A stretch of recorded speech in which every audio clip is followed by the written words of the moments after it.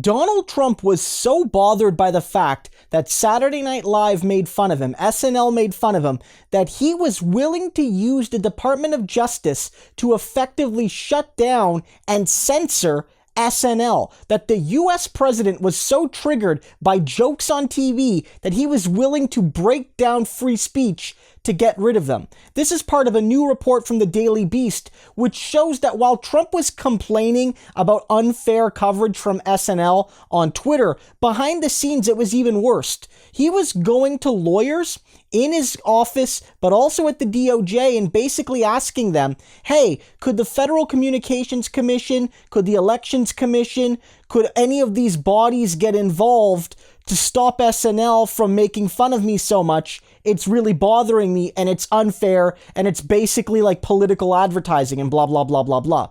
And everyone basically said to him, no, sir, this can't be done. Or they said, we'll look into it, wink, wink, which is to say, we don't want to tell the president no, but we're hoping he forgets about this so we don't have to embarrass ourselves.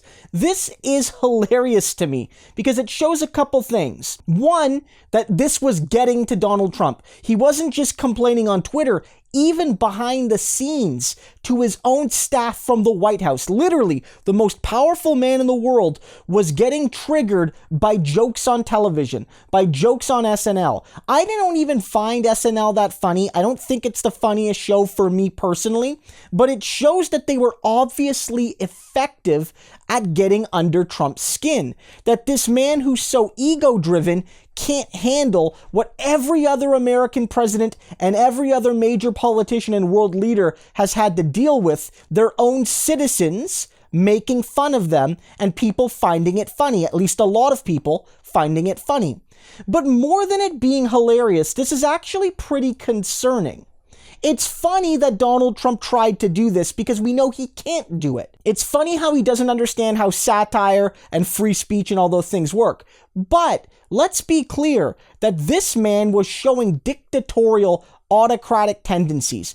Because in countries without civil liberties, in countries where people aren't allowed to criticize their leaders, those are often the not good countries to live in, if we're being honest. A sign of a free society, of an open and progressive and decent society, is that the rich and wealthy and well-connected, especially politicians, can be made fun of, and that action is protected.